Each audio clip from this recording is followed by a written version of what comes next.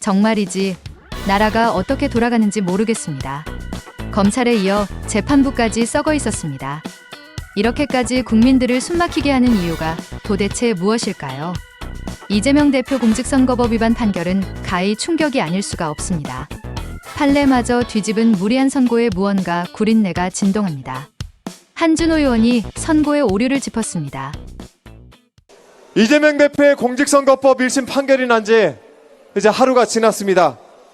하지만 선고 때 느꼈던 그 참담한 여러분도 함께 느끼고 계시죠? 윤석열 정권의 정치검찰이 왜곡하고 날조한 기소 내용, 거기에 의존한 이번 판결은 도저히 저는 납득을 할 수가 없습니다. 지금부터 1심 판결 내용에 어떤 오류가 있었는지 자세하게 설명을 해드리겠습니다. 쟁점은 크게 두 가지입니다. 이번 판결에서는 이재명 대표가 해외 출장 기간 중에 김문기와 골프를 치지 않았다는 것이 허위 사실이다 라고 판단을 했습니다. 그런데 가장 큰 문제는 이재명 대표는 김문기와 골프를 쳤다 안 쳤다 이야기를 한 적이 없습니다. 이재명 대표는 채널A 방송 이재명의 프로포즈 청년과의 대화에 출연해서 국민의힘 박수영 의원이 올린 사진이 조작된 것이다 라는 사실을 확인해 준 것뿐입니다. 2021년 12월 박수영 의원은 이재명 대표를 포함해 10명이 찍힌 단체 사진에서 4명 부분만 도려내서 마치 4명이 친한 사이라서 골프를 친 것처럼 조작한 사진을 본인의 SNS에 올렸습니다. 하지만 이 사진은 원래 골프와 전혀 무관한 단체 사진이었고 이재명 대표는 이에 대한 팩트 체크를 했던 것입니다. 그런데 이번 판결은 해당 발언을 그대로 판단하지 않고 경위, 목적 등을 추측해서 이재명 대표가 하지도 않은 발언을 거짓이라고 판단을 했습니다. 여러분 동의하시겠습니까? 이 부분에? 동의가 안 되시죠? 자기가 하지도 않은 말에 대해서 허위로 판단을 받은 것입니다. 두 번째는 백현동 부분입니다. 이번 판결은 경기도지사였던 이재명 대표가 2021년 10월 국회 국정감사장에서 증인으로 출석해 했던 발언이 허위 사실이다라고 판단을 했는데요.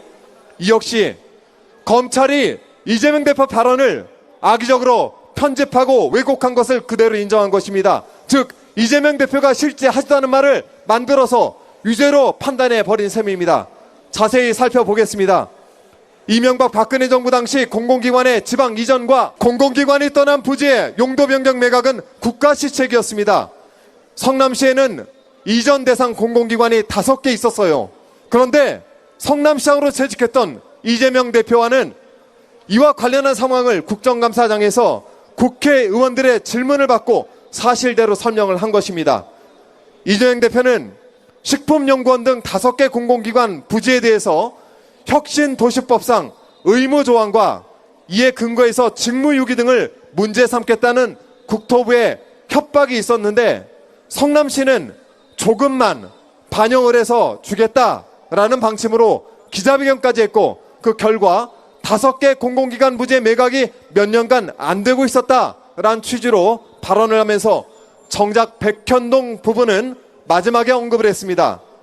이재명 대표는 나머지 백현 이 부분은 아파트 분양하겠다라고 해서 저희가 해주지 않고 버티다가 국토부가 식품연구원만 별도로 협조 요구 공문을 보냈는데 그것은 법률에 의한 요구여서 어쩔 수 없이 용도 변경을 해줬다라고 말합니다.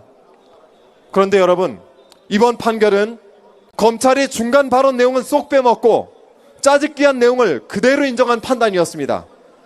이재명 대표가 말한 내용 전체를 대상으로 판단해야 함에도 불구하고 앞부분에 언급한 의무조항과 맨 마지막에 용도 변경해줬다만 엮어서 의미가 완전히 달라진 발언이 허위라고 우긴 셈입니다.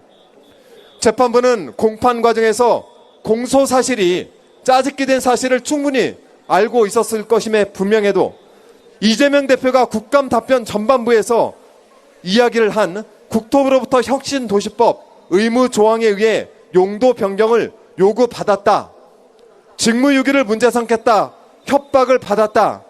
이 두 취지를 말을 후반부 백현동 사업에 관해 한 말이라고 근거 없이 판단했습니다. 당시 국정감사 발언 전체를 제대로 읽어보면 쉽게 판단할 수 있습니다. 제가 이 내용은 저희 검찰독재대책위원회 유튜브 채널에 그대로 올려놓겠습니다. 한번 보시기 바랍니다. 자, 그리고 마지막 부분입니다. 협박을 당했다는 말은 국토부가 성남시를 압박했던 그 당시의 분위기를 표현한 것입니다.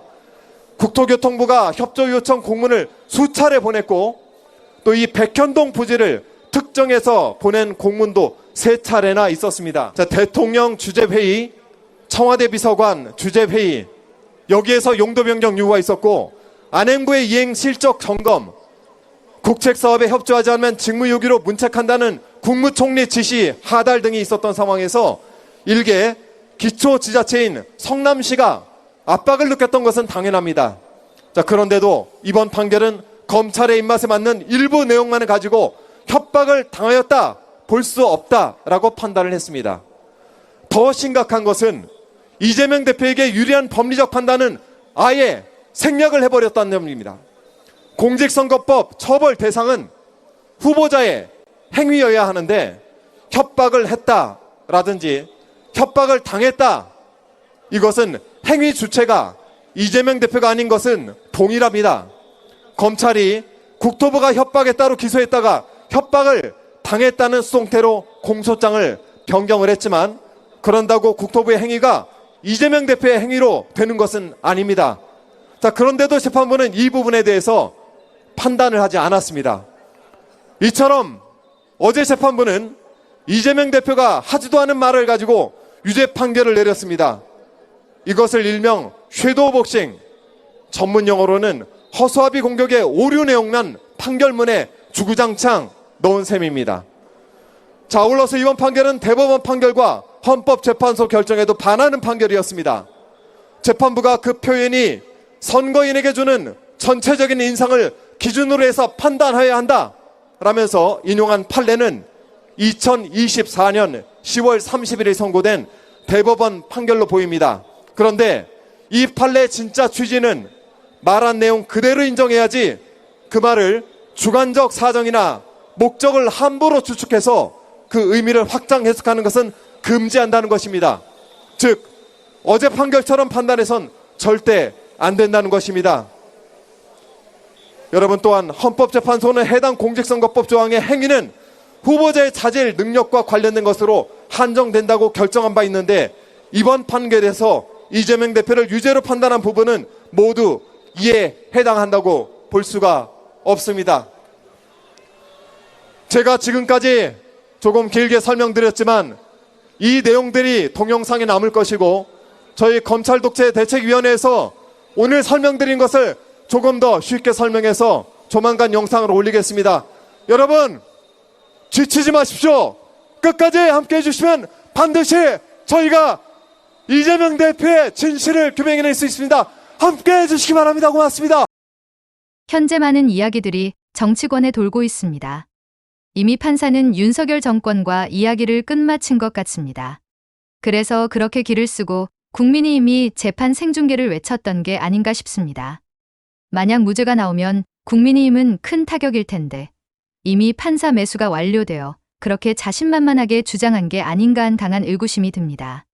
이에 민주당 비상연석회의에서 박찬대 의원의 발언을 들어보겠습니다.